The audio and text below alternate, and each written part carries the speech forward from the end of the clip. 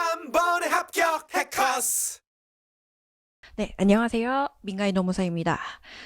오늘 1차 해설을 하려고 하는데 불이 나게 달려왔습니다. 여러분들이 뭐 합격을 확인하신 분들은 이제 마음 놓고 이제 쉬고 2차를 준비하실 수도 있겠고, 또 안타깝게 불합격하신 분들은 대체 내가 뭘 틀렸는지 확인하고자 이 강의를 들으려고 하시는 분들도 있겠습니다. 네, 그것과 상관없이 모두들 너무너무 고생 많으셨고요. 그렇다고 해서 시험이 끝났지만 저번 주 주말까지만 쉬셨으면 이제 끝입니다. 이제 그만 쉬셔야 되고 2차 시험을 위한 준비를 바로 시작하시는 것을 추천을 드리겠습니다. 자, 총평 먼저 시작해 볼게요. 이번에 노1과 노2 전반적으로 보면 뭐 난이도를 상중하로 나눈다면 중상 정도라고 볼 수 있겠습니다. 특히 노1이 그렇고요. 노2는 한 중 정도라고 보여졌어요. 그리고 이제는 앞으로는 법령의 비중이 아주 많아질 거고, 법령이 보다 중요하게 비중을 많이 차지할 것이다 라고 보여지는 시험이었습니다. 그러니까 다른 말로 설명하면 판례보다는 법령을 보다 정확하고 꼼꼼하게 읽은 자들을 합격시키겠다라는 그런 의도가 많이 보이는 시험이었어요. 또 아주 지엽적으로 출제된 문제들은 아주 많지는 않았고, 일부 문제는 있었지만 좀 우리 수험생들을 괴롭게 할 만큼 아주 지엽적으로 낸 문제는 많지 않다고 보여졌습니다. 그래서 여전히 우리 기출문제를 바탕으로 익숙하게 느껴왔던 그런 지문들을 이제 숙지를 하고 있었다면 충분히 문제 정답을 발라낼 수 있는 그런 수준의 시험이었다고 보여집니다. 그래서 바로 노동법 1, 1번부터 해설을 한번 시작해 볼게요. 자, 1번 보시면 근기법상 단시간 근로자의 근로조건에 관한 설명으로 옳지 않은 것 나왔어요. 자, 우리 보통 1번에서 기대하는 것들은 우리 헌법 33조 아니면 그 법원 아니면 우리 연역 이런 것들이 나오잖아요. 근데 단시간 근로자에 대해서 묻는 문제가 바로 나왔습니다. 그래서 여기서 조금 당황할 수도 있겠는데 여러분들 초연하셔야 돼요. 시험 보실 때는 뭐 이런 것쯤이야 당황하시면 안 되고 바로 1번 문제 푸시면 되겠습니다.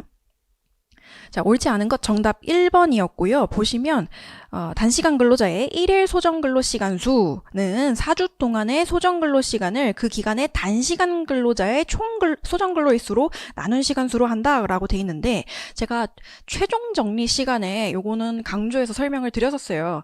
단시간 근로자는 통상 근로자와 상대적인 개념이라고 말씀드렸고, 초단시간 근로자는 절대적인 개념이라고 설명을 드렸었습니다. 그래서 뭐 저의 기본 이론 강의나 문제풀이 그리고 최종 정리 강의까지 좀 단계별로 어떤 꼼수를 쓰지 않고 좀 정도를 지켜서 공부를 하셨다면 충분히 풀어낼 수 있는 문제였습니다. 그래서 1번에 동그라미 1번이 정답이었고, 뭘 고치셔야 되면 이건 상대적인 개념이잖아요. 그러니까 단시간 근로자가 아니라 통상 근로자로 바꿔주셔야겠죠. 그래서 나머지는 넘어가겠습니다. 2번 볼까요?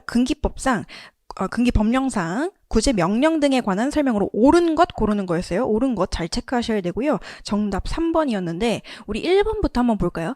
노동위는 천재, 사변, 그 밖에 부득이한 사유가 발생하여 납부기한 내에 이행 강제금을 납부하기 어려운 경우 그 사유가 없어진 날부터 며칠? 15일. 요거는 우리 최종 정리, 핵심 정리 책에서 계속 눈에 익혔다면 어렵지 않은 문제였습니다. 그래서 30일 아니고 15일로 고쳐주시면 되고, 2번 노동위의 기각 결정은 중노위에 대한 재심 신청에 의하여 그 효력이 정지되지 않는다로 수정해 주셔야 되죠. 이런 거 보면 약간 해피해야 돼요. 계속 봤던 거니까. 3번 넘어가시고 4번 볼게요. 노동위는 법원의 확정 판결에 따라 노동위의 구제 명령이 취소되면 이행 강제금의 부과 징수를 즉시 중지하고, 여기까지 맞죠? 이미 징수한 이행 강제금은 반환하지 않는다? 아니죠. 구제 명령이 취소됐어요. 그럼 이미 징수한 이행 강제금은 어떤 그 목적이 없는 그 금액이잖아요. 그러니까 당연히 반환해야 되고, 여기에 플러스 이자까지 반환해야 된다고 우리 핵심 정리 노동법에 적혀 있었습니다. 4번 틀렸고 5번 볼까요? 노동위는 구제 명령을 받은 자가 구제 명령을 이행하면 새로운 이행강제금을 부과하지 않고 구제 명령을 이행하기 전에 이미 부과된 이행강제금은 징수하지 않는다가 아니라 징수한다라고 바꿔주셔야 돼요. 요거는 여러 번 제가 강조해서 말씀드렸던 부분이기 때문에 사실 3번이 답인지 몰랐어도 1번, 2번, 4번, 5번 속어법을 통해서 충분히 정답을 골라낼 수 있는 문제였습니다. 이런 애들은 틀리시면 안 되죠. 왜냐면 뒤에 우리가 풀어낼 수 없는 변별력을 위한 문제들이 꼭 나온단 말이에요. 걔네들은 찍어서 뭐 맞으면 좋은 거고 틀릴 수 있는 가능성을 염두에 둔다면 이런 문제들은 반드시 맞추셔야 되는 문제였습니다. 자, 3번 볼게요. 근로기준 법령상 근로계약에 관한 설명 옳지 않은 것 고르는 거고요. 틀린 것 정답만 볼 거예요. 4번 볼게요. 근로계약서에 보존기간이 나와버렸습니다. 자, 보존기간은 우리가 이렇게 특별히 좀 자세하게 본 것은 아니지만 보시면 근로관계가 끝난 날에 다음 날부터 기산한다. 굳이 다음 날일 특정한 이유가 생각나지 않는다면 근로관계가 끝난 날부터 3년으로 기산하시는 게 맞습니다. 그래서 정답 4번이었고요. 넘어갈게요. 4번 볼게요. 근로기준 법령상 취직 인허증에 관한 설명으로 옳지 않은 것 고르는 거고요. 그럼 이렇게 우리 이런 키워드를 보시고 나면 그 핵심 정리 노동법에 있는 그 파트가 눈에 이렇게 샥 떠오르셔야 돼요. 그리고 무슨 지문들이 있었는지 샥샥 떠오를 정도로 공부하셨다면 어렵지 않은 문제였습니다. 그래서 4번 정답 4번인데요. 보시면 사용자가 취직 인허증을 잃어버린 경우 15세 미만인 자의 동의를 얻어 재교부 신청을 하여야 한다. 아니죠. 동의 필요 없죠. 잃어버리면 바로 사유 적어서 신청해야 됩니다. 취직 인허증 있어야 되는 건데 동의 없으면 그럼 안 받을 건가요? 요거는 쉬운 문제였어요. 5번 볼게요. 자, 이 5번이 보고 나서 헉 하셨을 문제였을 거예요. 먼저 볼게요. 문제. 근로기준 법령상 임산부의 보호에 관한 다음 규정 중 괄호에 들어갈 내용을 옳게 나열하는 것은, 그래서 요것을 이 네모 안에 이제 시행규칙 제12조의 2 미수가의 범위 등 이 괄호를 먼저 보지 않았다면 출산 전후 휴가네? 첫 번째 기억에 90일을 쓰신 분들이 많았을 거예요. 그래서 90일을 딱 쓰고 밑에 보기를 내려봤는데 90이 없네? 이거 뭐지? 그래서 미수가구나 라고 다시 올려다 보셨을 그런 케이스도 있었을 것 같아요. 그래서 미수가네, 그럼 100일 자 썼어요. 기억까지 썼는데 이제 니은, 디귿 을 채우지 못한 분들이 많았을 거라고 생각됩니다. 네, 출산 전후 휴가 이번에 개정돼서 시행이 이미 되었기 때문에 출제가 아주 유력한 그 법 규정이라고 말씀드렸는데, 이렇게 시행 규칙에서 나온 것은 좀 이 문제에서 변별력을 두겠다라는 의도가 보이는 겁니다. 그래서 1번, 2번, 3번 중에 정답 3번이었고요. 네, 미수가가 37주 미만의 출생아 또는 그 24시간 이내에 신생아 중환자실에 입원한 영유아구나. 그렇구나. 하고 요거는 틀리셔도 되는 문제였어요. 다른 걸 맞추시면 됩니다. 우리 시험이 100점 맞을 필요가 없는 시험이잖아요. 합격권에만 들면 되는 시험이란 말이죠. 그래서 이런 거는 미련 없이 넘어가시면 되겠어요. 자, 6번 볼게요. 근로기준 법령상 여성과 소년의 보호에 관한 설명으로 옳지 않은 것 고르는 거고요. 정답 1번인데 사용자는 18세 이상 체크하셔야겠죠. 이상의 임신 중인 여성을 휴일에 근로시키려면 그 근로자의 동의와 장관의 인가 받아야 된다 했는데 이상의 임신 중인 여성한테 인가 필요 없죠. 인가 필요 없습니다. 동의만 있으면 됩니다. 네, 2, 3, 4, 5 충분히 요것도 속어법으로 풀 수 있는 난이도 중 정도의 문제였어요. 자, 7번 넘어갈게요. 자, 근로기준 법령상 기숙사가 나왔습니다. 자, 만약에 제 기본 이론과 그 문제풀이 강의만 들으셨다면 기숙사 그렇게 꼼꼼하게 안 한 것 같은데 라는 기억이 드실 수도 있는데, 제가 최종 정리 강의에서 뭐라고 말씀드렸어요? 기숙사 만약에 나오면, 그러니까 출제될 가능성이 낮지만 나오면 뭘 기억하라고 했죠? 근로자 대표. 뭐 취업규칙의 변경, 불이익 변경이든 아니면 그냥 불이익한 변경이 아니든 간에 여기는 근로자 과반수 대표자라고 했어요. 근로자 과반수 대표자. 왜? 근로자 과반수를 근로자의 과반수의 동의를 요하는 게 있고 근로자의 과반수를 대표하는 자를 요하는 게 있잖아요. 근데 기숙사에서는 자를 외우라고 했는데, 자, 2번 한번 보시면 사용자는 기숙사 규칙의 작성 또는 변경에 관하여 기숙사에 기숙하는 근로자의 과반수의 동의를 받아야 된다.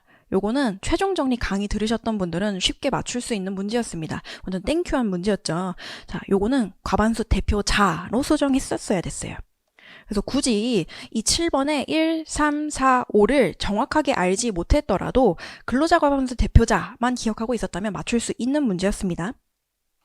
8번 넘어갈게요. 근로기준 법령상 벌칙에 관한 설명으로 옳지 않은 것 고르는 거고요. 정답 5번이었는데 볼까요? 이게 아마 2번, 3번, 4번은 제 강의를 잘 들으셨고 복습을 꼼꼼하게 하셨던 분들이라면 속어법으로 맞는 지문이네 하고 지웠을 텐데 그럼 최종적으로 1번과 5번 중에 고민을 하셨어야 돼요. 그래도 최소한 1번과 5번 중에 뭘 찍을지를 고민하셨어야 공부를 많이 하신 겁니다.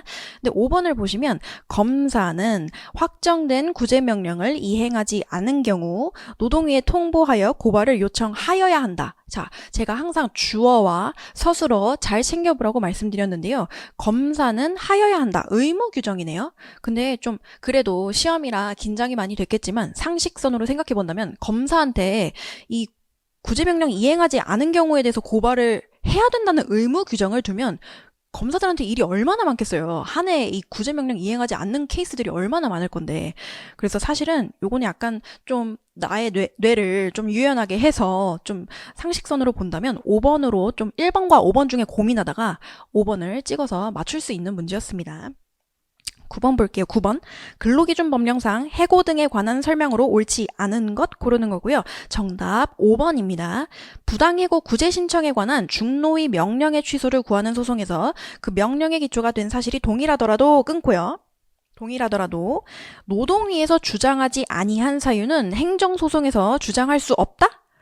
이거는요, 그냥 법의 기초인데요. 우리 소송 가서 뭐 청구 이유를 수정하는 것은 어렵지만, 예를 들어 내가 부당해고에 대해서 구제명령 해주세요라고 했는데, 갑자기 상위 법원에 가가지고 저 부당노동행위 구제명령 해주세요는 바꿀 수 없어요. 다만, 그 청구 사유에 대해서 새롭게 주장할 사실이 있다면, 당연히 주장해도 되는 거예요, 여러분. 그냥 입증 책임이 있을 뿐이죠. 그래서 증거가 있다면, 새로운 사유 계속해서 주장할 수 있습니다. 그래서 정답 5번이었고요. 10번 볼까요?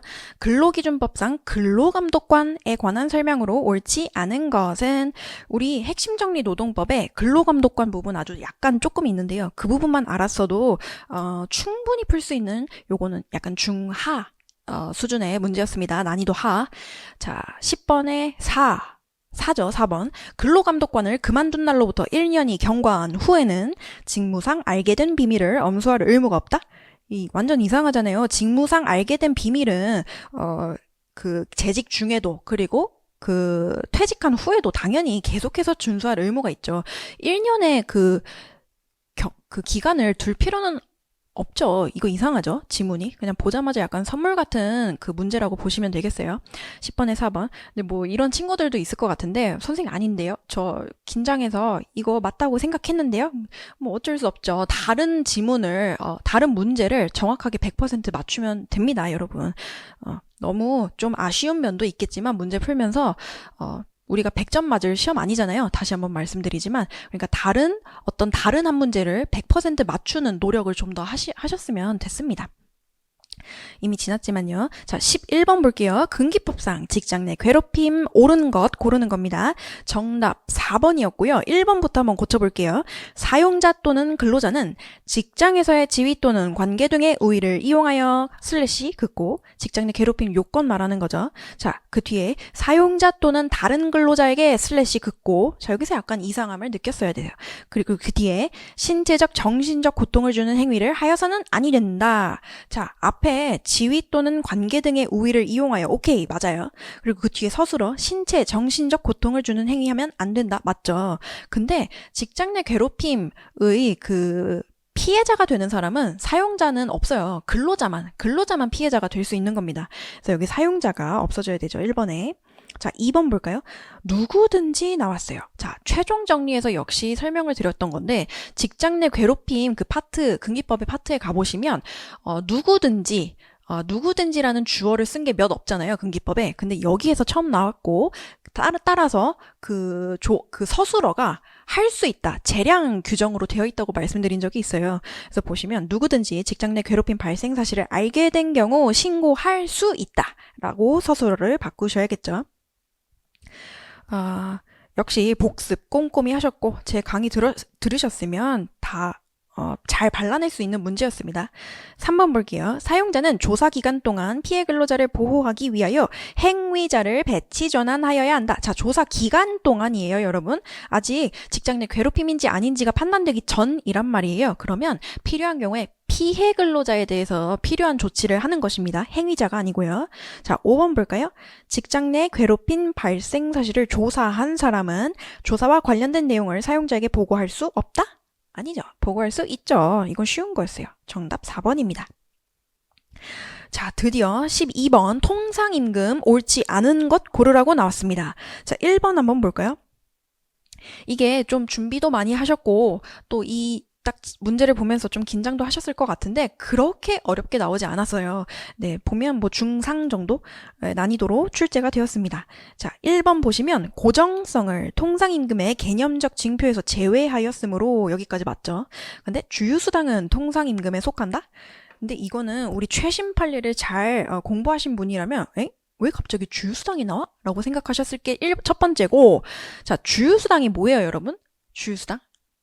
통상임금으로 계산하는 법정수당이잖아요, 여러분. 법정수당, 법에서 지급하기로 정한 수당. 그건 통상임금에 들어가지 않죠. 그 약간 이게 이상하다고 느꼈어야 돼요. 일단은 1번 보고서.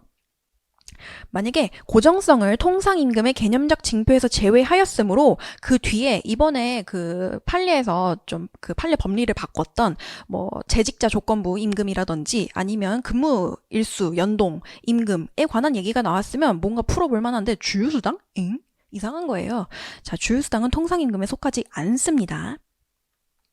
넘어갈게요. 자, 2번, 3번, 4번, 5번 대부분 약간 그런 법리로 나왔어요. 기본적인 법리로 많이 꼬아내지도 않았고 법령도 그대로 나왔고 그렇게 어렵지 않았습니다. 13번 넘어갈게요. 근로기준 법령상 휴업수당에 관한 설명으로 옳지 않은 것. 자, 아는 것 고르는 거고 정답 5번인데요.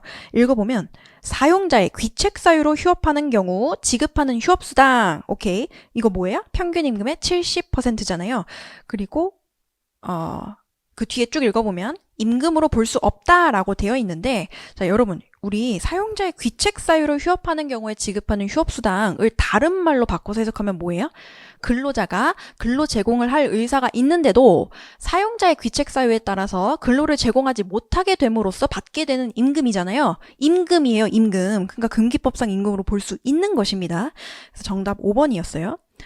근데 뭐 이거 5번이 좀 헷갈렸다고 하더라도 1, 2, 3, 4 중에 아주 헷갈리는 5번과 비례해서 헷갈리는 지문은 저는 없다고 보여집니다, 여러분. 만약에 헷갈렸다고 보여졌다면 제 질문하기를 남겨주세요. 아니면 카톡에 선생님 저는 헷갈렸는데 왜 말을 그렇게 하세요? 라고 그냥 한번 꾸짖어 주세요. 알겠죠? 자, 13번 넘어가고요. 14번 볼까요? 근로기준법령상 연차유급 휴가에 관한 설명으로 옳지 않은 것 고를 거고요. 정답 2번이었는데 사실 이거 너무 기초잖아요, 여러분. 근로자가 1년간 80% 미만 출근한 경우에는 연차 유급 휴가를 전혀 부여받을 수 없다? 이거는 기초를 잘 정리하셨다면 그냥 짚어낼 수 있는 정답이었습니다. 요거 어떻게 계산해요? 1년간 80% 미만 출근하신 분들은 그 전년도에 개근한 월수에 따라서 그 월에 비례해서 이제 받게 되죠. 그러니까 뭐 한 달 개근했다면 그 다음에 하루치에 연차 휴가가 발생하는 겁니다. 네. 요거는 어렵지 않았어요. 요것도 중 정도예요, 여러분. 15번 볼까요? 근기법상 휴일 근로에 관한 설명으로 옳은 것 모두 고르세요. 단 야간 근로는 제외한다. 그래서 기억 한번 볼까요? 사용자는 8시간 초과한 휴일 근로에 대해서 통상 임금의 100분의 100 이상을 가산하여 지급하여야 한다. 완전 우리 법 규정 그대로 나온 것입니다. 원칙이 그대로 나왔어요. 맞죠? 니은 볼까요? 사용자는 근로자 대표와의 서면 합의가 있는 경우에는 휴일 근로에 대하여 임금을 지급하는 것을 가름하여 휴가를 줄 수 있다. 이런 거 보면 좀 해피해야 되지 않아요? 너무 익숙한 지문들이 나왔잖아요. 그래서 기억, 니은 다 맞는 것이고 디귿 볼까요? 사용자가 18세 미만자의 동의만 얻으면 휴일 근로 시킬 수 있어요? 18세 미만자니까 우리 그 표를 기억하셔야 돼요. 고용노동부 장관의 인가 필요하잖아요. 그래서 디귿은 틀린 지문이죠. 그래서 기억, 니은 맞아서 정답 2번입니다. 16번 볼게요. 자, 여기 이제 한 페이지 쭉 보시면 아주 크게 어려운 것은 없었다. 우리 책을 충실히 공부했고 두 문자 충실히 암기했다면 풀 수 있는 문제였어요. 역시 16번도 마찬가지입니다. 사용자가 임금대장에 적어야 될 사항으로 명시된 것을 모두 고르세요. 그럼 뭐가 이제 바로 쓰셔야 돼요? 임금대장, 명, 임무, 일시, 연기, 공고 두 문자 바로 쓰시고 하나씩 골라내셔야 되죠. 근데 좀 헷갈렸던 게, 그러니까 이 두 문자만 암기하고 그 두 문자의 내용이 뭔지는 좀 소홀히 하셨던 분들에게는 어려운 문제였을 수 있어요. 근데 디귿, 임금지급일 아니죠. 임금지급일 어디에 써요? 임금대장 아니고 임금 명세서 임금 지급할 때마다 그 근로자들한테 교부하는 그 명세서 있죠? 임금 명세서에 쓰는 내용입니다.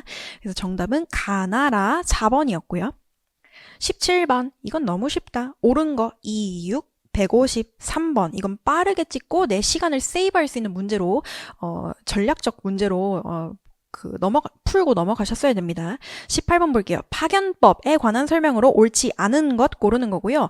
요것도 역시 나올 만한 게 나왔어요. 우리 빈출됐던 파트에서 나온 거잖아요. 요거 지문 1, 2, 3, 4, 5 쭉 보시면 파견사업주 또는 사용사업주를 사용자로 보는 경우 너 잘 알고 있니? 를 물어보는 문제예요. 그럼 뭐예요? 파견사업주는 뭐예요? 나 직접 고용한 그 파견사업주요. 우리 근로계약과 관련된 거 고르면 되고요. 또 임금지급, 연차 유급휴가 같은 거 예외적인 거 보면 되고.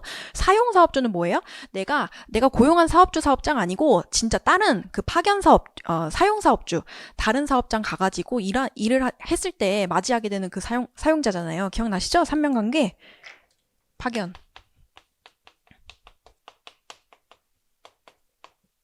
사용사업주. 헷갈리면 이거 글이라고 말씀드렸어요. 삼명관계. 파견, 이거 근로자. 파견 근로자예요, 이거. 그러면 여기가 뭐예요? 나랑 근로계약 체결한 사람. 그리고 여기가 뭐예요? 내가 여기 가서 일 제공하는 사람. 일은 여기 가서 제공하지만 근로계약서 여기서 체결했기 때문에 여기서 임금 받죠. 그러면 여기서는 뭐예요? 실제로 내가 근로를 제공하면서 이 사람 사업장에서 일을 하기 때문에 뭐 휴일, 어떤 휴게 시간, 근로 시간 같은 거는 이 사람이 관여를 한단 말이에요. 그래서 근로 제공과 밀접하게 관련돼 있는 거는 사용사업주, 그리고 근로 계약, 그리고 플러스 거기에서 부수되는 것으로 발생하는 의무들을 파견사업주가 부담을 하게 됩니다. 그래서 요걸 아셨다면 풀 수 있는 문제였다. 18번에 5번이고요. 5번 볼까요? 사용사업주가 파견 근로자에게 유급 휴일을 주는 경우 그 휴일에 대하여 유급으로 지급되는 임금의 방점을 두셔야 됩니다. 그 임금 누가 줘요? 사용사업주 아니고 파견사업주가 준다고요. 그래서 5번이 정답이었고요. 19번 볼게요. 파견법 상 파견사업주가 마련하여야 할 조치에 관한 설명으로 옳지 않은 것은, 그래서 동그라미 1번부터 차례대로 쭉쭉 이제 맞다 틀리다를 체크하면서 3번에 내려왔을 때 3번 보시면 해피해야 돼요. 보시면 파견사업주는 그가 고용한 근로자 중 파견 근로자로 고용하지 아니한 사람, 애초에 얘는 여기 사용사업주한테 파견 보낼 생각으로 고용하지 않았다는 거죠. 그러면 그분들은 애초에 그 파견 근로자로 고용하지 않았다고 하더라도 여기로 보내려면 어떻게 해야 돼요? 거의 전직이랑 유사하잖아요. 이 근로자 동의 받아야죠. 동의. 그래서 있나 볼까요? 3번 보시면 그 후단 볼게요. 오른쪽 첫 번째 줄의 끝에 근로자 파견의 대상으로 하려는 경우에는 그의 동의를 받을 필요가 있겠죠. 당연히 그의 동의를 받아야 내 근로제공 사업주가 달라지니까 당연히 동의 필요합니다. 그래서 3번 요것도 한 난이도 중 정도의 문제로 봐주시면 되겠습니다. 20번 볼게요. 기간제법상 조정과 중재에 관한 설명으로 옳은 것 고르는 거고요. 2번이 정답이었는데 우리 1번부터 한번 볼까요? 노동위원회는 차별적 처우의 시정 신청에 따른 신문의 과정에서 직권으로 조정 절차를 개시할 수 있다. 이따로 바꾸시면 되고, 요건 쉬웠죠? 쉬웠다고 안 할게요. 그냥 공부 많이 했으면 풀 수 있었어요. 자, 3번 볼까요? 노동위원회는 특별한 사유가 없으면 조정 절차를 개시한 때부터 90일 이내 아니고 60일 이내로 바꾸시면 되고, 우리 역시 핵심 정리 노동법에 있었던 내용입니다. 4번 볼까요? 중재 결정서에는 관계 당사자와 중재에 관여한 위원 전원이 서명 날인해야 된다?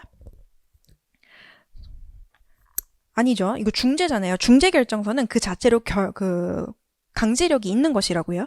그래서 틀렸고, 5번 볼까요? 조정의 내용에는 적절한 배상 등의 내용이 포함될 수 있다. 이따로 바꾸셔야 됩니다.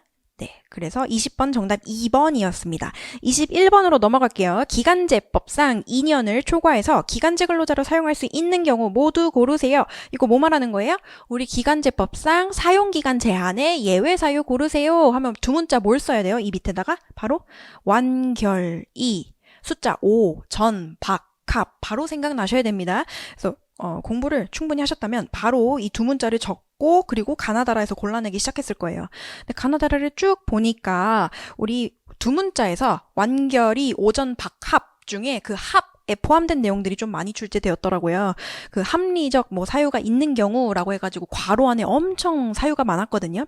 그래서 보시면 정답은 5번 가나다라 전부 다 포함되는데 좀 헷갈렸던 것은 리을이었을 것 같아요, 왠지.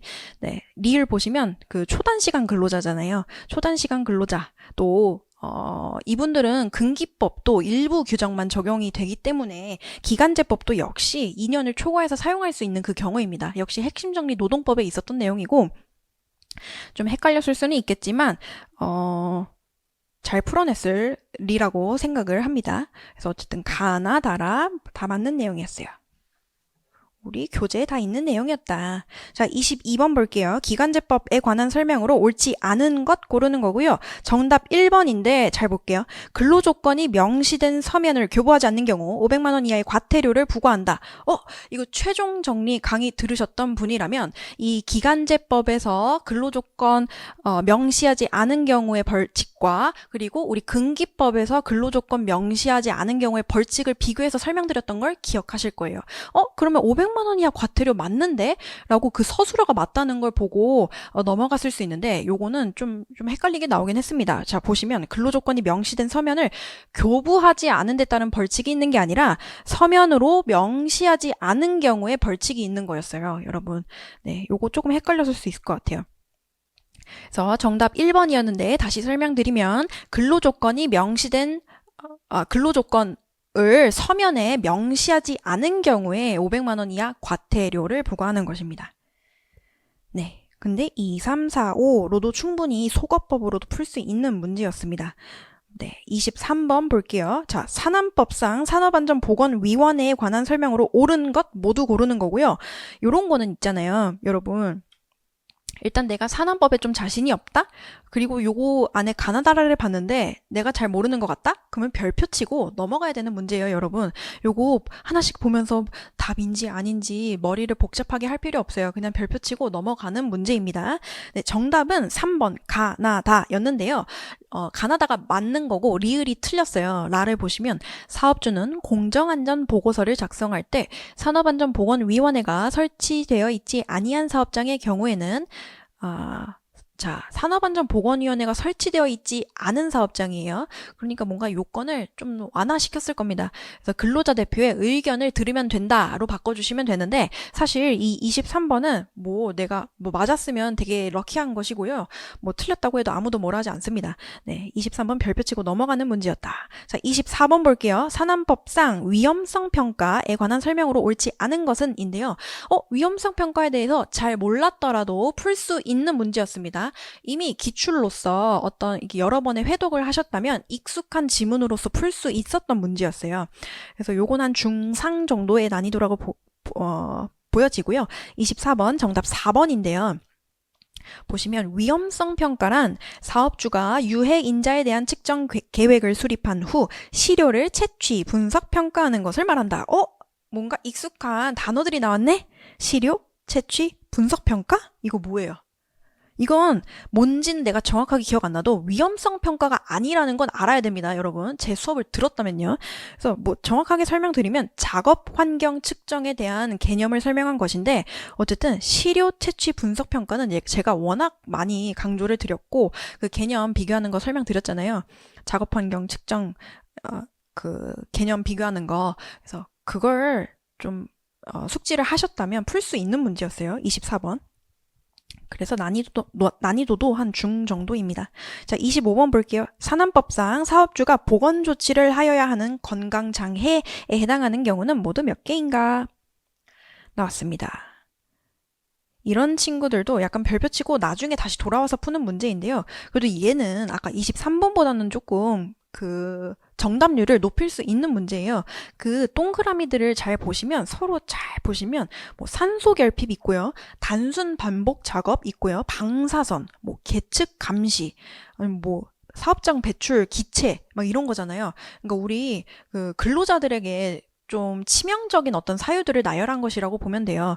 좀 그 두 번째 동그라미 단순 반복 작업에 의한 건강 장애 얘가 좀 헷갈릴 수는 있겠지만 우리 법령상 어떻게 돼 있냐면 단순 반복 작업 또는 인체에 과도한 부담을 주는 작업이라고 해서 동일한 레벨로 요걸 건강 장애에 해당하는 경우로 이제 규정을 하고 있단 말이죠.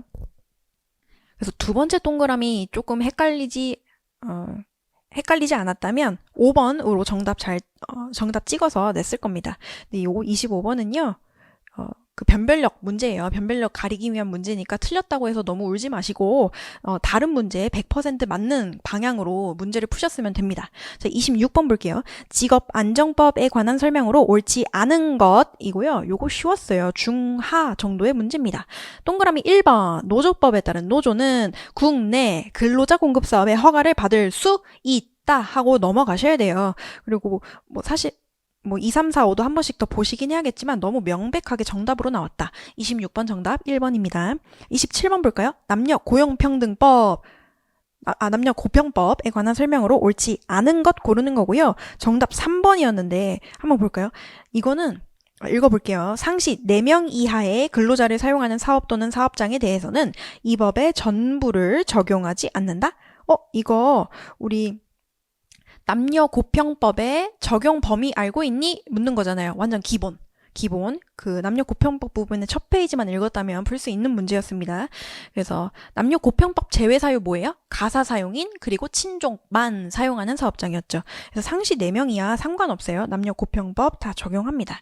그래서 정답 3번이었고요. 28번 넘어갈게요. 남녀 고평법상 육아휴직에 관한 설명으로 옳지 않은 것 고르는 거고요. 이게 이제 부속법령의 시행령에서 나온 문제라고 볼 수 있습니다. 제가 앞서서 좀 빠르게 설명을 드렸지만 우리 이제 1차 시험에 그 출제 경향이 좀 고착화된 걸로 보여요. 판례 비중을 아주 많이 줄이고 너 법령 많이 알고 있니? 잘 구체적으로 알고 있니? 이를 물을 문제들이 계속해서 나올 것이다 라고 지금 말하는 거거든요. 그래서 28번도 보시면 남녀 고평법 시행령에서 출제된 문제입니다. 정답 4번이었고요. 요거 사실 내가 시행령을 꼼꼼히 뜯어보지 않았어도 알 수 있는 문제였어요. 보시면 사업주는 휴직 개시 예정일의 전날까지 해당 사업에서 계속 근로한 기간이 6개월 미만인 근로자가 육아휴직을 신청하는 경우 이를 허용하여야 한다. 여러분 맞아요 이거? 육아휴직 예외 사유 3개 알고 있었다면 이거 그냥 정답으로 발라낼 수 있는 문제였습니다. 6개월 미만은 육아휴직 예외 사유잖아요. 그래서 정답 4번이었고요. 29번 볼게요. 남녀 고평법상 분쟁의 예방과 해결에 관한 설명으로 옳지 않은 것 고르는 건데 이거는 좀 그 문장을 빠르게 좀 꼼꼼하게 읽지 않았다면 헷갈릴 수도 있었던 문제라고 생각해요. 29번에 2번 볼까요? 직장 내 성희롱 행위를 한 사람에 대하여 징계 등 필요한 조치를 하지 않은 경우 피해 근로자는 노동위에 차별적 처우 등의 시정 신청을 할 수 있다가 아니고요. 여기서 직장 내 성희롱 행위를 한 사람, 그러니까 가해자가 아니라 피해 근로자에게 적절한 조치를 하지 않은 경우에 차별적 처우에 대한 시정을 신청할 수 있는 겁니다. 요거 약간 헷갈렸던 문제였죠. 그래서 29번 가해자 아니고 피해 근로자에게 적절한 조치하지 않은 경우로 고치시면 돼요. 주어를. 30번 볼까요? 최저임금법상 옳지 않은 것 고르는 거고 요거 너무 쉬웠죠. 요거 쉬웠어요. 요거 풀 수 있는 문제 2번 볼까요? 사용자는 최저임금의 내용을 매년 8월 5일까지 근로자에게 주지시켜야 된다? 매년 8월 5일까지 해야 되는 건 뭐예요? 장관이 다음 해의 최저임금을 고시하는 거, 최저임금액 고시하는 거죠. 그래서 주지시켜야 되는 날짜가 아닙니다. 장관이 고시해야 되는 날짜죠. 30번에 2번입니다. 31번 볼게요. 최저임금법상 최저임금위원회에 관한 설명으로 옳은 것 정답 1번인데요. 2번 한번 볼까요? 2번부터 최저임금위원회 회의는 공익위원 3분의 1 이상이 소집을 요구하는 경우에 위원장이 소집한다. 이거 공익위원 아니고요. 재적위원입니다. 요것도 우리 핵심 정리 노동법에 있었던 내용이고요. 3번 볼게요. 최저임금을 심의하기 위하여 기획재정부에 최저임금위원회를 둔다? 기재부가 갑자기 왜 나오지? 아니죠. 최저임금위원회 어디다 둬요? 고노부에 두죠. 그러니까 고노부 장관이 고시하는 거예요. 그래서 고노부로 바꾸시면 되고 4번 사무국에는 최저임금의 심의 등에 필요한 전문적인 사항을 조사 연구하게 하기 위하여 연구위원 몇 명 둬요? 3명 이내, 3명 이내, 5명 아니에요. 5번 볼게요. 최저임금위원회는 근, 사, 공, 각, 구, 999, 은하철도 999. 이거 최종 정리 강의에서도 강조해서 말씀드렸던 거였어요. 그래서 7명 아니고 9명입니다. 자, 32번 볼까요? 근로자 퇴직급여 보장법상 퇴직연금제도의 수급권을 담보로 제공할 수 있는 사유에 해당하는 것을 모두 고르세요. 요거는 두 문자로 너무 많이 알려드렸던 거예요. 요런 거 다음에 해피해야 돼요. 그래서 바로 밑에 쓰시면 되는 게 구보료, 파회, 대혼장제. 이 그 두 문자를 쓰시고 하나하나씩 골라내시면 되는 거죠. 정답 3번이고요. 자세히 안 볼 겁니다. 정답 3번이었습니다. 요거는 단순 암기 내용이었어요. 33번 볼게요. 근로자 퇴직급여 보장법상 확정급여형, 그러니까 DB형에 관한 설명으로 옳지 않은 것 고르는 거고 정답 2번인데요. 보시면 요거는 아주 뭐 이제 법조문 보시면 뭐 1조, 2조 그 앞부분 있잖아요. 기본 원칙이든 정의 부분에 나오는 내용이라고 보면 되겠습니다. 그래서 2번 고쳐볼게요. 확정급여형 퇴직연금제도의 설정 전에 해당 사업에서 제공한 근로기간에 대하여는 가입기간으로 할 수 없고 일단 내가 퇴직금은 계속 근로기간, 내가 재직한 기간에 대한 그 보상으로 후불임금으로서 받는 것이잖아요. 그러니까 일단 내가 재직한 기간을 뺀다? 하면 좀 의심을 해봤어야 돼요. 이 2번은요. 그래서 저 법조문에서 뭐라고 말하고 있냐면 제공한 근로기간에 대하여는 그 두 번째 줄 가입기간으로 할 수 있다 라고 돼 있고요. 이 경우 퇴직금을 미리 정산한 기간은 제외한다. 요거는 맞습니다. 그래서 다시 한번 설명드리면 확정급여형 DB형을 설정한 이후에 원칙적으로는 DB형을 설정한 이후의 그 근로기간에 따라서 이제 퇴직금을 산정하게 되는데 그 DB형을 설정하기 전에 재직한 기간도 계속 근로한 기간으로 산입할 수 있다라는 지문입니다. 그래서 요거는 약간 상식선에서 머리를 조금 너무 긴장하지 않고 유연하게 했다면 풀 수 있는 문제였습니다. 네, 그리고 퇴직금의 정의를 알았다면 의심을 한번 해봤어야 되는 지문이었어요. 자, 34번 볼게요. 임금채권보장법상 퇴직한 근로자가 청구하면 고용노동부 장관이 대지급금을 지급해야 하는 경우를 모두 고른 것은 이거 대지급금이 뭔지도 알고 있니? 그리고 그 사유도 알고 있니? 를 물어보는 거잖아요. 대지급금 뭐예요? 우리 국가에서 미리 근로자들한테 체불된 임금 주고 그 임금 청구권을 사용자한테 대신 대위 청구할 수 있는 그 제도를 말하는 거잖아요. 그래서 보시면 그 사유들을 보시면 미지급 임금이 있다라는 것을 국가 또는 우리 노동청 판결이든 확인해 주는 경우라면 이 정답에 해당할 겁니다. 그래서 정답 가나다라였는데 뭐 가나 보시면 회생 보이세요? 회생 절차 개시에서 회 그리고 그 니은에 파산 선고에서 그래서 회파 있네. 회파도 회생, 파산, 그리고 도산 등의 사실을 인정한 경우면 이 정답에 해당하는 겁니다. 그래서 가나는 일단 넣고 들어가셔야 돼요. 그리고 D급 보시면 두 번째 줄에 종국 판결 이때잖아요. 미지급 임금 지급하라는 판결까지 있대요. 이거 사유되죠. 자, 리을 보시면 자, 고용노동부 장관이 근로자에게 이 법에 따라 체불임금 등과 체불사업주 등을 증명하는 서류 이게 바로 뭐예요? 이꼴? 체불임금 등 사업주 확인서. 체불임금 등 사업주 확인서. 우리 내내 봤던 그 단어입니다. 걔를 풀어 쓴 것이에요. 그래서 그 서류를 발급해서 미지급 임금 등이 확인됐대잖아요. 그럼 당연히 대지급금 지급 사유에 해당하는 것이죠. 그래서 정답 5번이고요. 35번 넘어갈게요. 임금채권 보장법에 관한 설명으로 옳지 않은 것. 정답 5번이었는데 내가 대지급금의 정의를 잘 알고 있다면 풀 수 있었고 특히 대위라는 그 우리 민법상 용어를 미리 알고 있었다면 풀 수 있는 문제였습니다. 또 5번이 좀 잘 와닿지 않았더라도 1, 2, 3, 4로 소거해가지고 풀 수 있는 문제였습니다.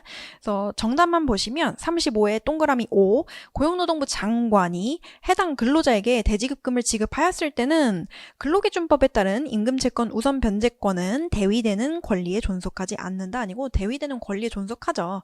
왜냐면 이 대지급금의 정의 자체가 국가가 근로자한테 미지급된 임금을 미리 주고 그리고 그 임금 청구권, 뭐 그게 임금 채권 우선 변제권이든 상관없죠. 그 임금 청구권을 사용자한테 대신 청구하는 제도잖아요. 그러니까 그 정의를 알았다면 풀 수 있는 문제였다.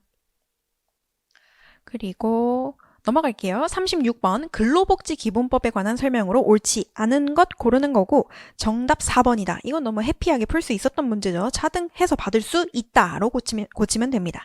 37번 갈 거예요. 외국인 근로자 고용 등에 관한 법령상 외국인 근로자의 보호에 관한 설명으로 옳지 않은 것. 요것도 해피해야 됩니다. 자, 이게 뜬금없이 동그라미 2에 기숙사가 나오는데 우리는 뭐 기숙사에 대한 어떤 그 기억이 많지 않아도 일단 그 서술어가 기숙사 제공 의무? 이건 더더욱이 우리 기억이 없잖아요. 잘 생각해 보시면 외국인 근로자한테 기숙사를 제공해야 된다를 의무로 두고 있으면 안 되죠. 우리 근기법상 우리 국내 근로자한테도 기숙사는 의무 규정이 아닌데. 네, 2번 이 정답이었고요. 38번 볼게요. 외국인 근로자 고용법상 외국인 근로자 고용 허가의 취소나 고용의 제한에 관한 설명으로 옳지 않은 것. 요거는 기본 충실히 하셨으면 충분히 풀 수 있었던 문제였다.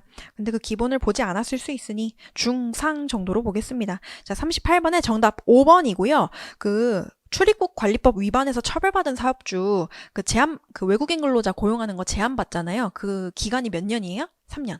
5년 아니고 3년입니다. 39번 볼게요. 여기에 드디어 이제 거의 노원이 끝나갈 즈음에 헌법에 관한 내용이 나오고 40번에 이어서 법원에 관한 내용이 나오죠. 뭐 기존과 그 문제의 순서가 다르기는 하지만 뭐 그리 이상할 것도 아닙니다, 여러분. 이런 거에 타격받으시면 안 됩니다. 되게 강한 그 마음을 가지고 공격적으로 문제를 푸시라고 말씀드렸어요. 그래서 이런 거는 그렇게 방해가 되면 안 됩니다.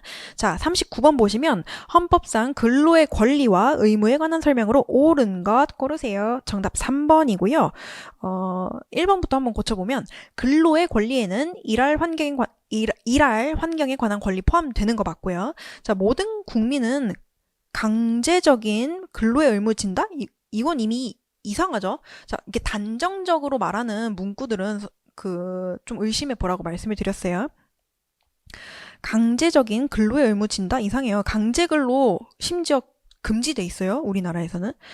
틀렸고요. 자, 4번 볼게요. 근로자는 국가에 대해 직접적인 직장 존속 보장 청구권을 가지고 있으므로 이게 틀린 거죠. 애초에. 이 전단이 틀렸습니다. 자, 5번 볼게요. 연소자인 여자의 근로에 대하여만 틀렸죠. 자, 연소자와 그리고 여자가 특별한 보호를 받는 것입니다. 40번 넘어가겠습니다. 법원에 관한 설명으로 옳지 않은 것. 이건 반드시 맞춰야겠다는 생각으로 푸셔야 됩니다. 정답 1번이고요. 보시면 근로자들의 집단적 동의를 받아 불리하게 변경된 취업규칙은 여기서 끊으세요. 자, 집단적 동의 받아서 불리하게 유효하게가 지금 괄호 안에 숨겨져 있는 거예요. 이 사이에 유효하게 변경된 취업규칙은 그보다 유리한 근로조건을 따로 정한 기존의 개별 근로계약 부분에 우선하는 효력을 갖는다? 이거 너무 쉽잖아요.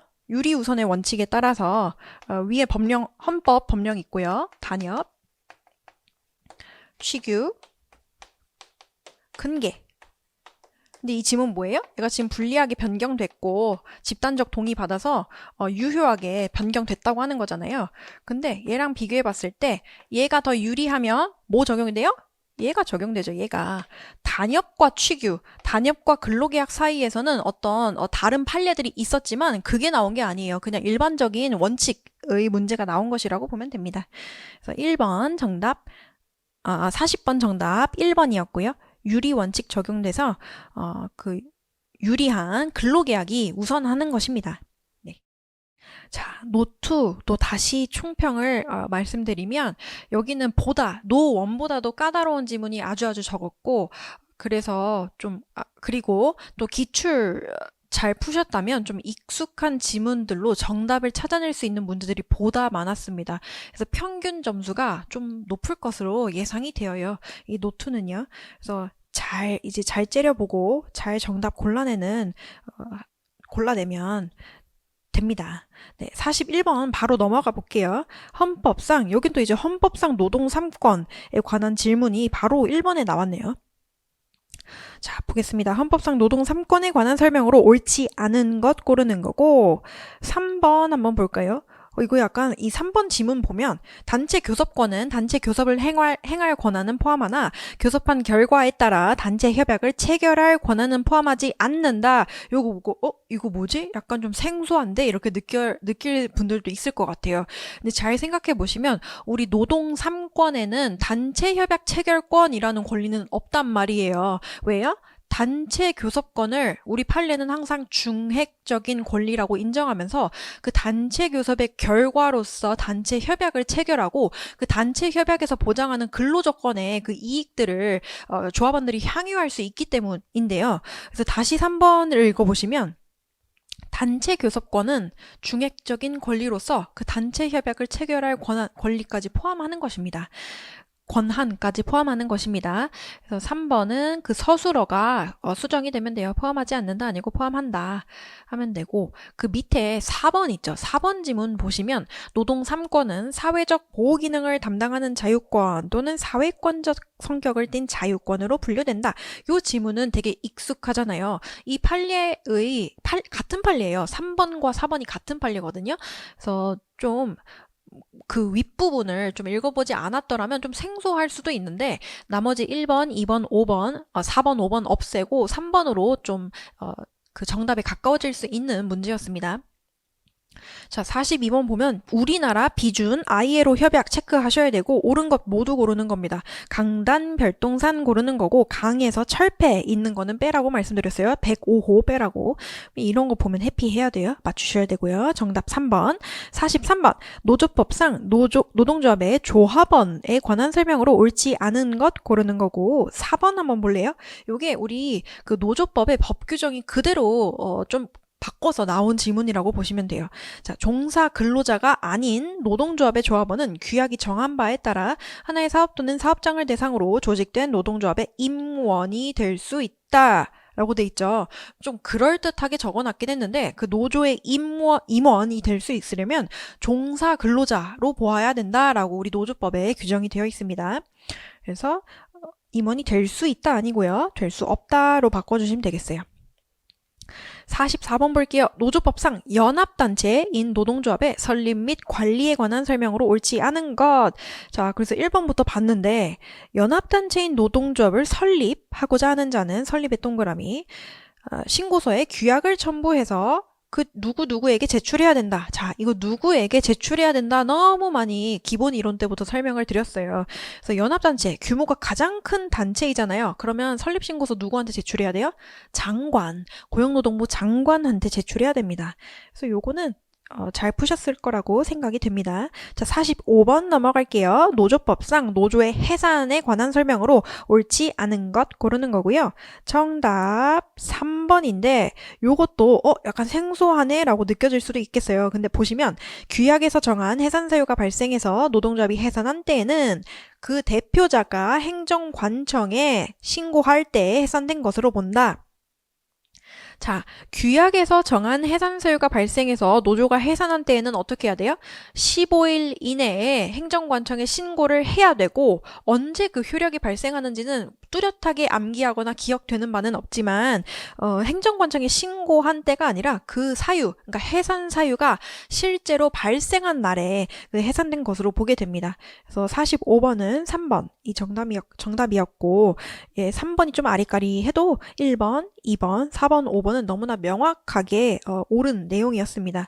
자, 46번 볼게요. 노조법상 노조의 규약에 기재해야 될 사항이 아닌 것. 이건 해피하게 2번 찍고 바로 넘어가시면 되죠. 시간을 세이브할 수 있는 문제였다. 47번 노조법상 노조 관리에 관한 설명으로 옳은 것 고르는 건데 정답 1번이고요. 2번부터 한번 고쳐볼까요?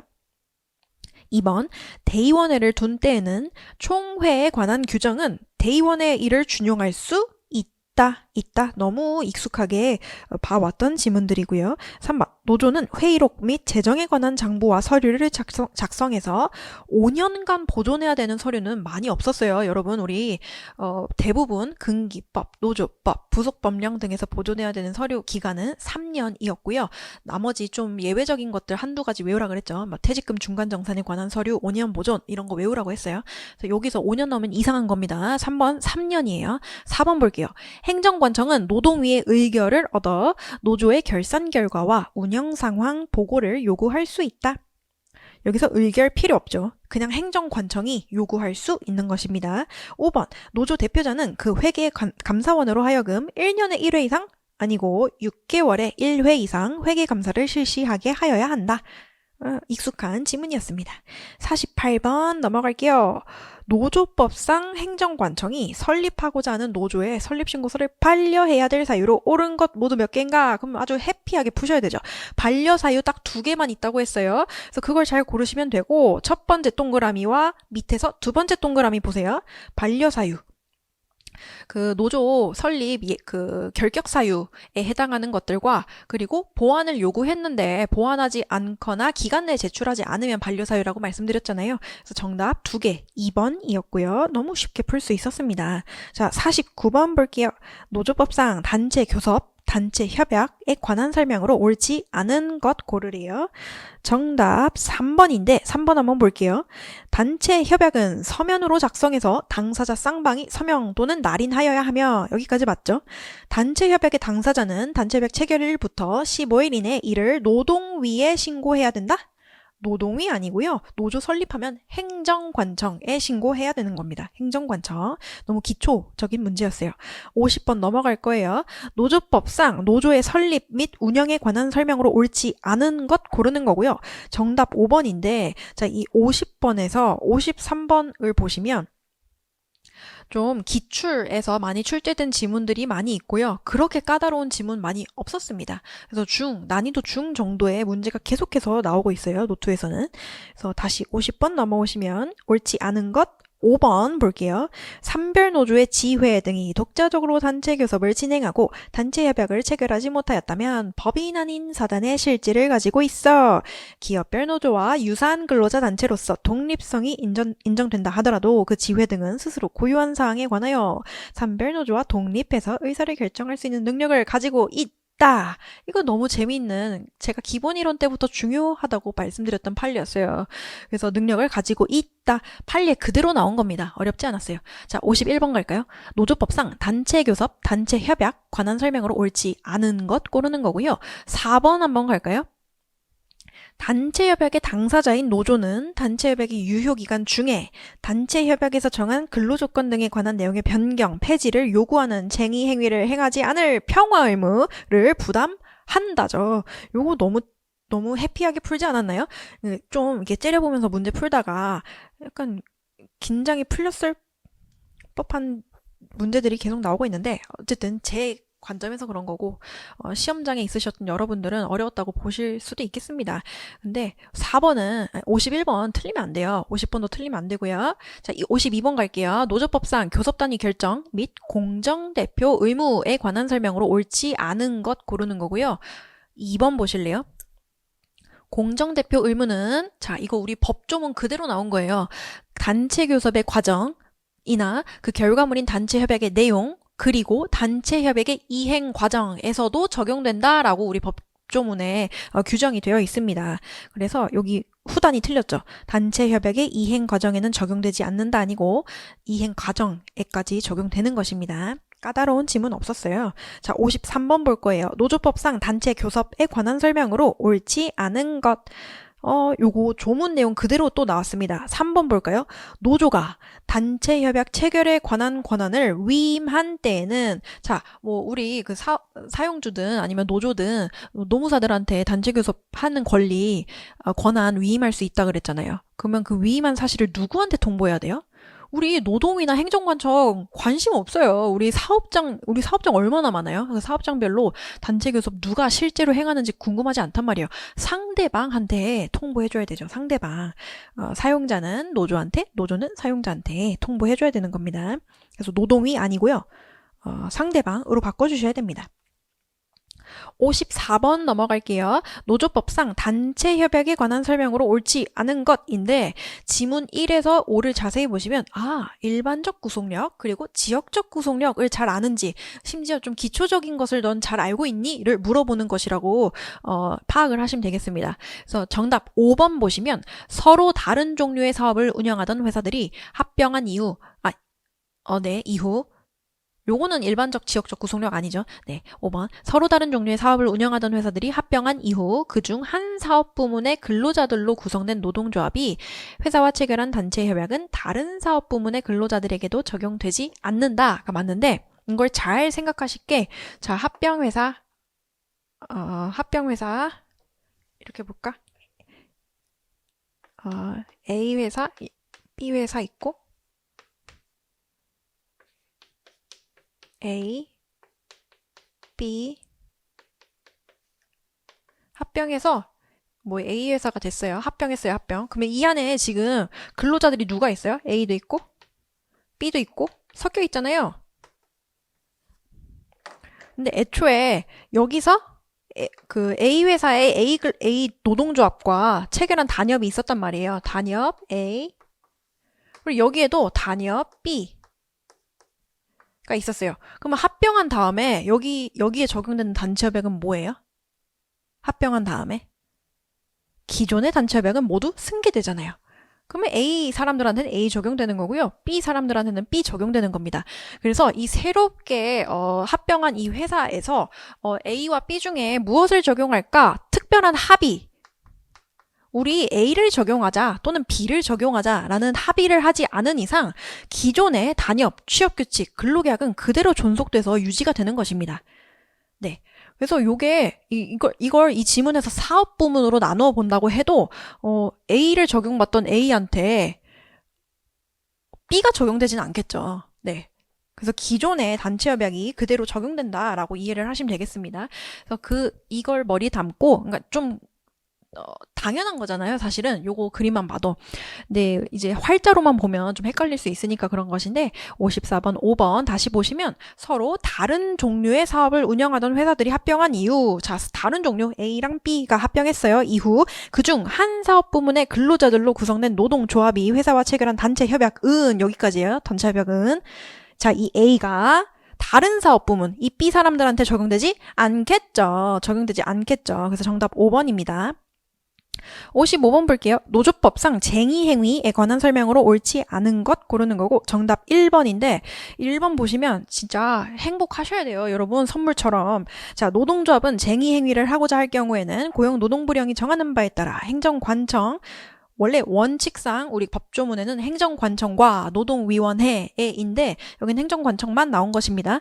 괜찮아요. 행정관청에 쟁의행위의 목적, 일시, 장소, 참가 인원, 그 방법을 미리 서면으로 신고하여야 한다.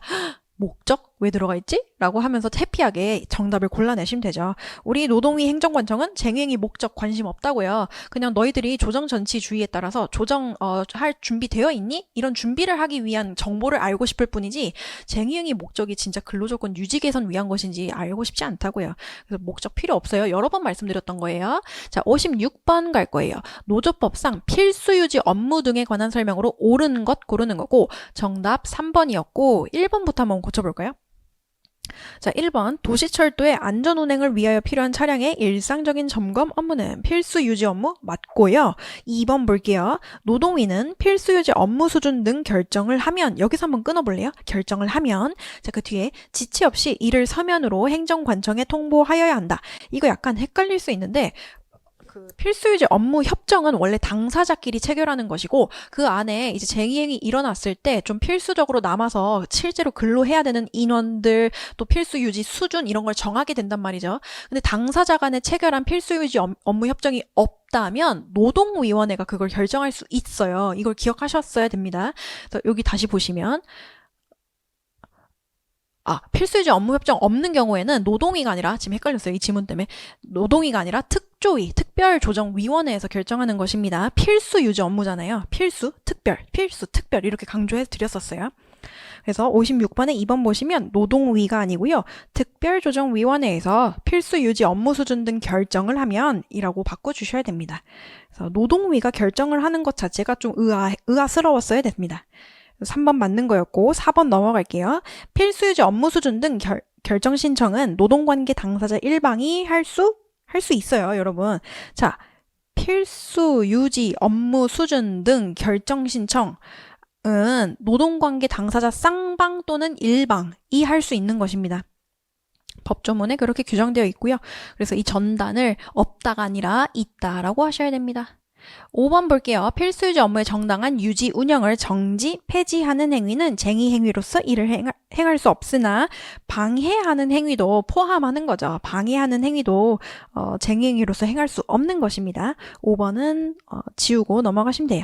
57번 볼까요? 노조법상 쟁의 행위에 관한 설명으로 옳지 않은 것 고르는 거고 정답 2번인데 2번 볼게요. 사업장의 안전보호시설에 대해서 정상적인 유지 운영을 방해하는 쟁의 행위에 대해서 노동위원회는 행정관청에 알리고 그 행위를 중지할 것을 통보해야 된다? 이거 여러 번 우리 핵심 정리든 아니면 법조문을 반복했다면 쉽게 골라낼 수 있는 거였는데 어떻게 고쳐야 되냐면 두 번째 줄을 노동위원회 없고요. 그냥 행정관청이 노동위원회 의결을 받아서 통보하는 것입니다. 행정관청이 노동위원회 의결을 받아서 행위 중지할 것을 통보하는 것입니다. 2번 정답. 58번 넘어갈 거예요. 노조법에 의해서 설립된 노동조합에 관한 설명으로 옳지 않은 것. 요게 또 나왔네요. 올해. 너무 많이 강조해서 말씀드렸죠? 정답 3번인데 그 사업체, 그러니까 노조의 사업체예요. 노조가 운영하는 사업체들. 그 사업체는 세법이 정하는 바에 따라 조세를 부과하지 아니한다? 아니죠. 틀렸죠. 자, 우리 법조문에 뭐라고 되어 있냐면 노동조합의 그 사업체를 제외하고는 조세 면제를 받는다. 이런 식으로 되어 있어요. 그러니까 그 사업체한테까지 조세 면제 혜택을 주진 않는다라는 말이었어요. 이거 너무 많이 반복해서 말씀드렸고요.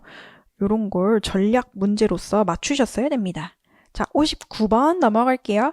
노조법상 직장 폐쇄에 관한 설명으로 옳은 것 고르는 거고요. 정답 4번인데 4번은 그 직장 폐쇄 요건, 그러니까 요건을 정한 그 판례로서 굉장히 익숙한 내용이었어요. 네, 그래서 골라낼 수 있었고 1번부터 고쳐볼게요. 사용자의 직장 폐쇄가 정당한 쟁의 행위로 인정되지 아니하더라도 여기서 끊어야 되죠. 그럼 뭐예요? 다른 말로 설명하면 위법한 직장 폐쇄였구나. 그리고 그 뒤에 적법한 쟁의 행위로서 사업장을 점거 중인 근로자들이 직장 폐쇄를 단행한 사용자로부터 퇴거 요구를 받고 이에 불응하면 퇴거 불응죄가 성립한다? 아니죠. 애초에 직장 폐쇄가 위법했기 때문에 그 퇴거 요구에 대해서 퇴거하지 않더라도 퇴거 불응죄 성립하지 않는다. 이건 너무 자연스럽게 이해되는 법리예요.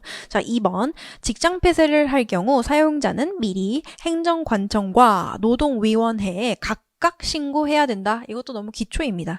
그래서 2번 틀렸고요. 3번 볼까요? 근로자가 쟁의 행위를 중단하고 진정으로 업무에 복귀할 의사를 표시하였음에도 사용자가 적극적으로 노조의 조직력을 약화시키기 위한 목적으로 공격적 직장 폐쇄를 유지했다면 그 정당성을 상실한 것이죠. 요거 판례였어요. 판례.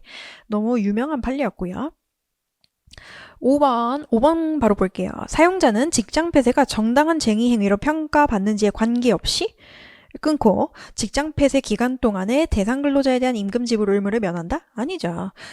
직장 폐쇄가 위법한지 정당한지에 따라서 그 임금 지급 의무의 내용은 달라집니다. 정당한 직장 폐쇄에 대해서만 임금 지급 의무가 면해지는 것이죠.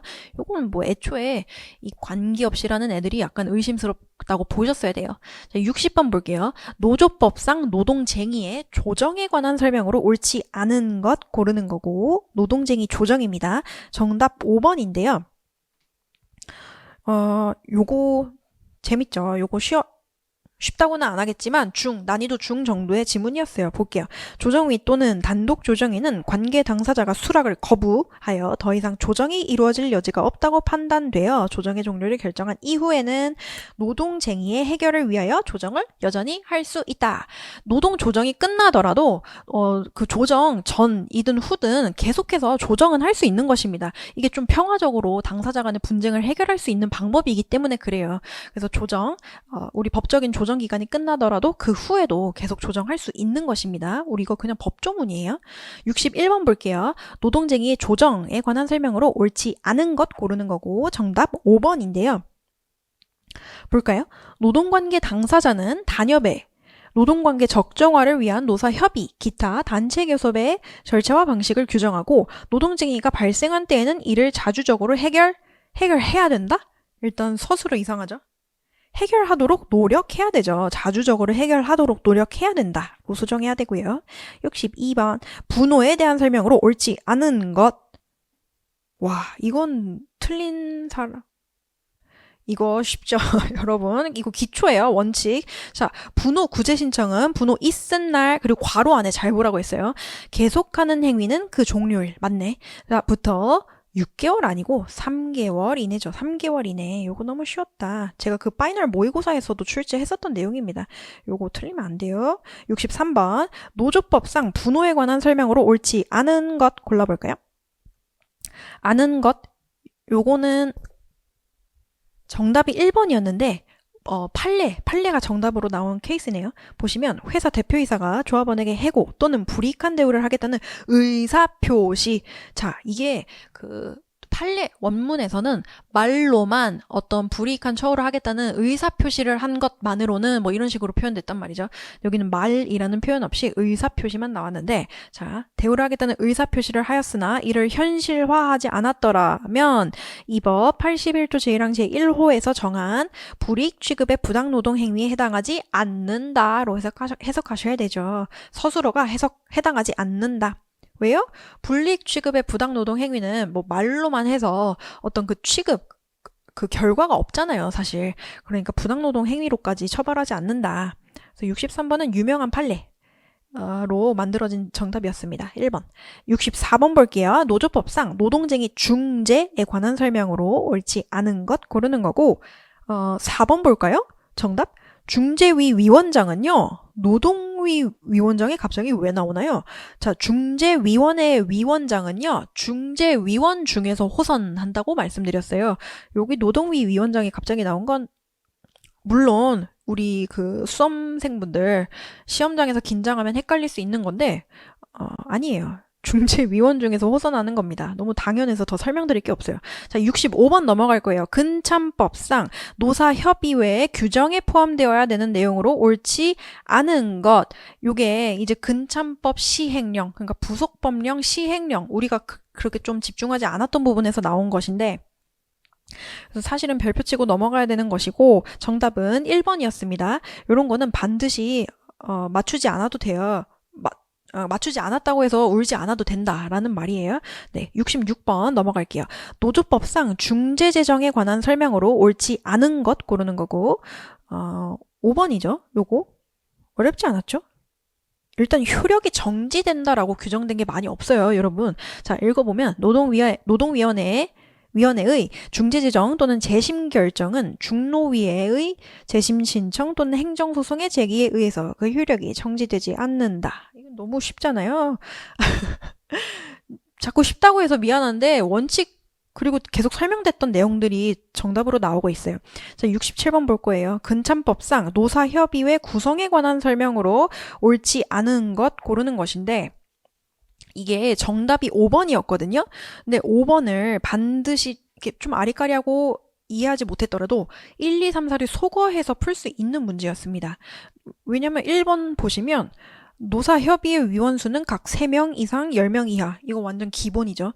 2번 보시면 사업 또는 사업장에 근로자 과반수로 조직된 노조가 있는 경우 근로자 대표하는 위원은 노조 대표자와 그 노조가 위촉하는 자. 헉, 너무 기초잖아요. 기본. 3번. 사용자를 대표하는 위원은 해당 사업장 대표자와 그 대표자 위촉하는 자. 오케이. 2번, 3번 너무 기본이었고 4번 볼까? 근로자를 대표하는 위원회에 선출에 입후보하려는 사람은 해당 사업장의 근로자여야 된다. 헉, 넘어갈 수 있었어요. 그래서 5번을 이게 50일이 틀렸고 30일로 바꾸셔야 되는데 뭐 30일이라는 것을 정확하게 알지 않았더라도 소거법으로 맞출 수 있는 문제였습니다. 네, 68번 넘어갈게요. 노조법상 근로시간 면제심의위원회에 관한 설명으로 옳은 것. 자, 근로시간 면제심의위원회 나오면 그 그림 그리라고 말씀드렸습니다. 자, 그 그림 뭔지 아시죠? 바로 땡땡땡. 이거 기억하셔야 됩니다. 경사노위 근로시간면제심의위원회 고용노동부 장관. 이거 모르면 안 됩니다. 자, 68번 가면, 자, 옳은 것은 2번이었고요. 이 정답으로 나온 2번조차도 이미 너무 많이 출제됐던 빈출 지문이었습니다. 네, 1번부터 한번 고쳐볼게요. 위원회는 근로시간 면제 한도를 심의 의결하고 5년 아니고 3년이죠. 3년마다 적정성 여부를 재심의해서 의결할 수 있고요. 3번, 위원회는 장관으로부터 근로시간 면제 한도를 정하기 위한 심의 요청을 받은 때에는 그 심의 요청을 받은 날부터 며칠? 30일 아니고 60일. 요거잖아요. 우리 근로시간 면제 한도 정해줘 하면 60일 이내에 경제사회노동위원회에 알려줘야 된다고요. 심의 의결 60일이고 4번 볼까요? 위원회는 재적위원 과반수 출석 그리고 재적위원 과반수 출석? 과반수 찬성. 그러니까 재적위원 과반수 출석, 죄적위원 과반수 찬성 이런 의결 요건은 없었습니다, 여러분. 자, 어떻게 고쳐야 돼요? 재적위원 과반수 출석과 출석위원 과반수 찬성으로 의결하는 것입니다. 5번 볼까요? 위원의 임기는 3년 아니고요, 2년입니다. 2년. 넘어갈게요. 69번 노조법상 긴급조정에 관한 설명으로 옳지 않은 것 고르는 거고 정답 3번인데 관계 당사자는 긴급조정의 결정이 공표된 때에는 그날부터 30일 이내에 쟁의 행위를 중지해야 된다. 쟁의 행위를 중지해야 되는 건 즉시 해야 되는 것이고요. 그 이후 30일 동안 쟁의 행위를 할 수 없는 것입니다. 약간 좀 헷갈리게 집중하지 않았다면 헷갈릴 수 있는데 요거는 원칙대로 푸셨다면 어렵지 않은 문제였어요. 70번 근참법에 관한 설명으로 옳은 것 정답 4번이고요. 1번부터 한번 고쳐볼까요? 자, 노사협의회란 우리 지금 그 정의에 대한 문제가 나왔네요. 노사협의회란 헌법에 의한 근로자의 단결, 단체 교섭권, 단체 행동권을 보장하여 근로조건의 유지 개선과 근로자의 경제사회적 지위 향상을 도모하기 위하여 구성하는 협의기구를 말한다? 너무 이상하잖아. 일단 주어를 노동조합으로 바꾸시던지 아니면 그 뒤에를 노사협의회란 이런 단어 나와야 돼요. 복지 증진, 협력, 아니면 기업의 건전한 발전, 이런 게 나와야 돼요. 노사협의회는, 노사협의회에서 의결한 것들이 구속력이 있기는 하지만, 근로조건의 유지 개선, 어쨌든 다시 설명하면 노사협의회를 설명하려면 복지 증진, 건전한 발전 이런 게 들어가야 되고 그 뒤에 있는 걸로 맞추려면 주어가 노동조합이 돼야 됩니다. 2번 볼까요? 근로자란 노조법 제2조에 따른 근로자를 말한다? 이거 진짜 재밌게 나온 것 같아요. 좀 대충 봤으면 넘어갔을 법한 그런 재밌는 트릭이 있는 지문이죠. 70번에 2번 보시면 근로자란 그러니까 근참법상 근로자 묻는 거잖아요, 여러분. 근로자는 뭐예요? 근기법상 근로자예요. 노조법상 근로자가 아니고요. 그래서 이거 틀렸죠, 2번. 자, 3번 볼게요. 노사협의회는 상시 30명 미만 이거 너무나 난이도가 낮게 나왔다. 30명 미만 아니고 30명 이상이고요. 5번 볼게요. 노사협의회 간사는 노사협의회 위원 중에서 한 명을 선출한다가 아니라 그 간사는 회의록 쓰는 분들 말하는 거잖아요. 그래서 간사는 노사 쌍방이 각각 한 명씩 두는 것입니다. 선출하지 않아요. 자, 71번 넘어갈게요. 근참법에 관한 설명으로 옳지 않은 것 고르는 거고 이것도 재밌는 거 나왔네요. 2번 볼까요? 노사협의회 위원의 임기는 3년으로 하되 연임할 수 있죠. 이거 너무 그러니까 많이 기출됐던 지문이 나왔어요. 자, 연임할 수 있습니다. 72번 갈게요. 자, 진호위 심판 담당 공익위원회 자격 기준에 대해서 나왔는데 요거는 일부러 제가 수업 시간에 일부러 암기하라고 말씀드리지 않았어요. 이런 거는 그냥 별표 치고 넘어가면 되는 문제였습니다. 아는 분들은 풀어내면 되는 것인데 진호위 심판 담당 공익위원회 자격기준 이런 자격기준 하면 엄청 많거든요. 얘뿐만 아니라 그래서 일부러 넣지 않았던 것이고 정답은 4번이었습니다. 4번에 4년 이상이 아니라 10년 이상으로 바꿔주시면 돼요.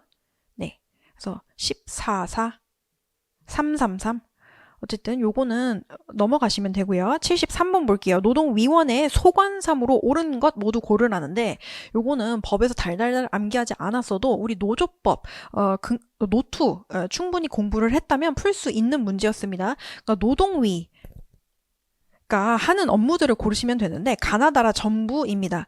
근데 라 보시면 노동쟁의 조정, 중재, 업무 수행과 관련된 조사, 연구, 교육과 홍보 이게 약간 좀 아리까리 할 수 있는데 사실 가나다는 명백하게 노동위원회 소관사무가 맞거든요. 근데 가나다로만 구성된 지문이 없단 말이죠. 그러면 그냥 해피하게 5번을 찍고 넘어가셨으면 되는 문제였습니다. 네, 그냥 요령이었고요. 74번 볼게요. 근참법상 노사협의회 의결사항이 아닌 것은 자, 노사협의회는 협의사항 의결사항, 보고사항이 있다고 말씀드렸고 그 양이 너무 많기 때문에 의결사항과 협의사항 위주로 암기를 드리라고 했습니다. 근데 거기서 의결사항이 나온 거죠. 정답 3번이었어요. 요거는 암기하는 사항. 75번 넘어갈게요. 노동위원회법상 노동위원회 부문별 위원회에 관한 설명으로 옳은 것 고르는 거고요. 정답은 1번인데 2번부터 한번 고쳐볼까요? 2번 부문별 위원회를 소집할 수 있는 권한은 부문별 위원회 위원장에 한한다. 이런 한한다라는 서술어 어떤 표현이 있다면 좀 째려보고 의심해보라고 말씀드렸어요. 자, 이 소집 권한은요. 노동위원회 위원장 또는 부문별 위원회 위원장이 가지고 있는 겁니다. 그래서 여기에 한한다 없애고 노동위 위원장을 추가해 주시면 돼요. 3번 볼까요? 부문별 위원회 위원장은 부문별 위원회를 구성하는 위원회의 3분의 1이 회의 소집을 요구하는 경우에 이에 따라야 된다가 아니라 3분의 1을 과반수로 바꿔주시면 되고 4번은 부문별 위원회 위원장은 업무 수행과 관련된 조사 등 노동위의 원활한 운영을 위하여 필요한 경우라 할지라도 노동위원회가 설치된 위치 외의 장소에서도 할 수 있다, 소집할 수 있다로 바꿔주셔야 돼요. 서술어를. 5번 부문별 위원회 회의는 재적위원 3분의 1의 출석으로 개의하고 출석위원 과반수 찬성으로 의결한다. 이게 최종 정리 강의에서도 설명드렸던 것인데 전원 출석이에요. 전원 출석으로 개의하고 출석위원 과반수 찬성으로 의결하는 것입니다.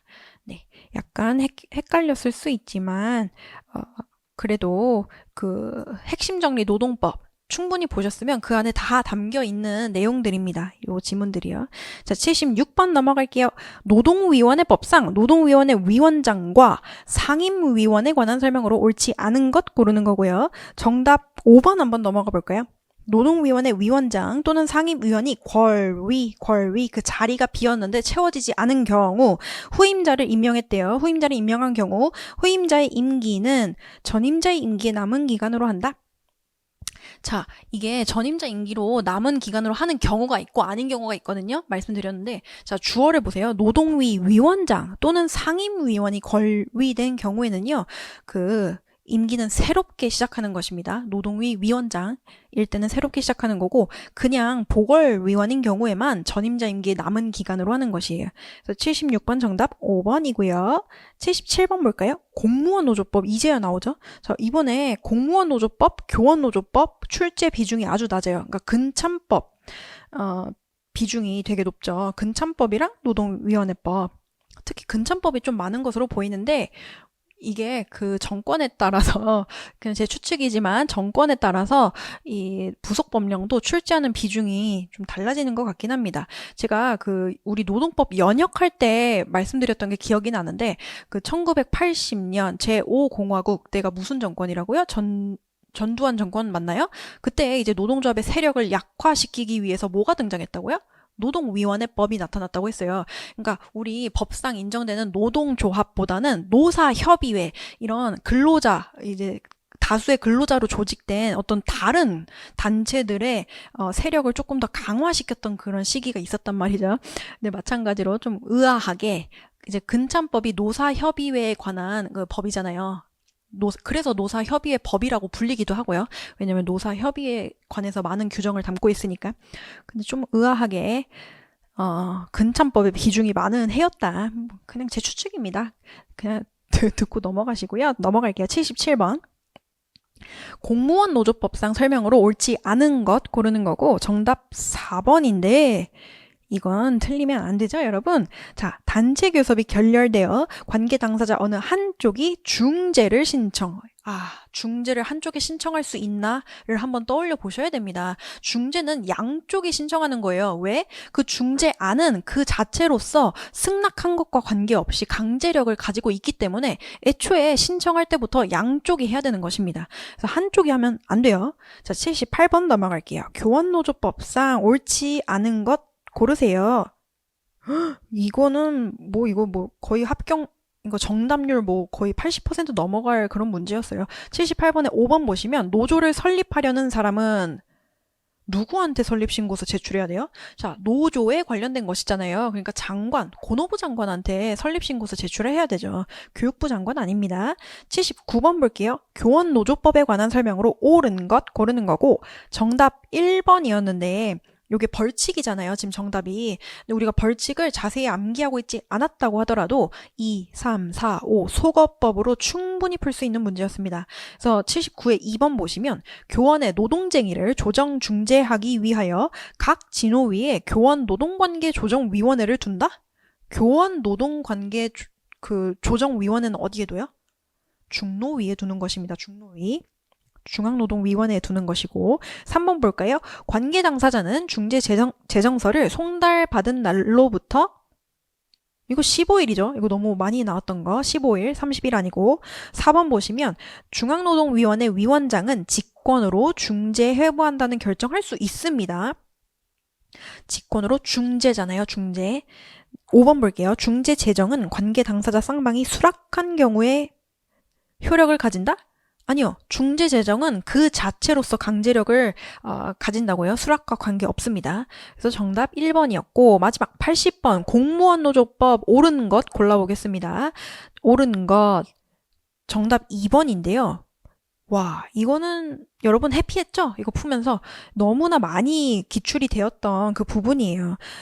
공무원 노조법에서 노조 전임자에 대해서는 그 기간 중에서는 휴직 명령을 따로 해야 된다. 따로 해야 된다. 하여야 한다. 맞는 말이죠. 그래서 2번이 정답이었고요. 1번 한번 고쳐볼게요. 공무원 노동조합이 있는 경우 공무원이 공무원 직장협의회를 설립 운영할 수 없다가 아니라 이 공무원 노조법에 명시적으로 뭐라 되어 있냐면 공무원 직장협의회 설립 운영을 방해하지 않는다. 그러니까 즉 직장협의회도 자유롭게 운영할 수 있도록 해야 된다라고 되어 있어요. 그래서 없다 아니고요. 3번 볼게요. 공무원은 근무시간 면제 한도를 초과하여 보수의 손실 없이 정부교섭 대표와의 협의교섭, 고충처리, 안전보건활동 등 업무를 할 수 있다? 일단 여러분 근무시간 면제 한도를 초과한 것과 그 뒤에 보수의 손실 없이가 같은 문장 안에 같은 레벨로 있다는 것을 이상하게 생각하셔야 돼요. 면제 한도를 초과하면 뭐라 그랬어요? 그 근기법상 임금으로 볼 수도 없고 그건 심지어 부당노동행위에 해당할 수 있다고요. 그래서 보수의 손실 없이를 지우셔야 돼요. 4번 볼까요? 근무시간 면제심의위원회 나왔고 우리 노조법상 근로시간 면제심의위원회랑 똑같다고 생각하시면 돼요.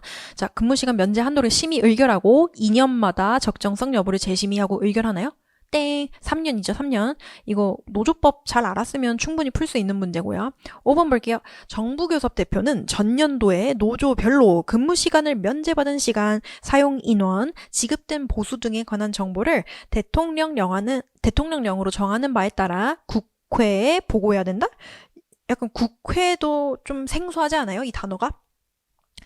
원칙적으로 어디에 해야 되냐면 장관이 지정한 인터넷 홈페이지에 3년간 게재하는 방법으로 공개하면 되는 거고요. 국회에 보고해야 된다? 요거는 약간 생소하게 느꼈어야 됩니다. 이상하다고 하고 약간 세모를 치시든 없애든 했어야 됐어요. 그래서 80번 정답 2번이었습니다. 네, 이렇게 해서 노트까지 끝이 났고요. 여러분 역시 오늘 이게 해설 강의를 진행해 드렸고 충분히 뭔가 해소되지 않은 궁금한 점이 남아있다 하시면 질문을 꼭 하십시오. 해커스법 아카데미 질문하기 게시판 아니면 카톡 질문하기 통해서 꼭 질문을 하고 넘어가시기를 바랍니다.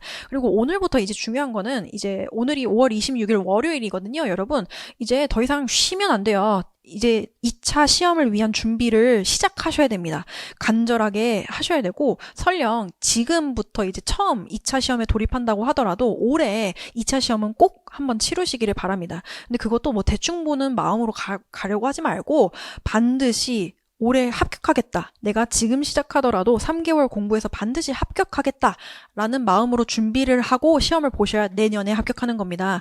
그래서 오늘부터 열심히 또 공부를 시작을 하시길 바라고 제가 진심으로 응원을 하겠습니다. 뭐 2차 시험을 제 강의를 듣든 안 듣든 상관없지만 언제든지 뭐 궁금한 점 아니면 고민이 있는 점 있으시면 뭐 카톡 채널 아니면 해커스 저 질문하기에 질문 남겨주세요. 제발 끙끙 앓지 말고요. 네. 고생하셨고요. 더 이상의 잔소리는 이제 2차 시험 본 강의에서 하겠습니다. 여러분 고생하셨습니다.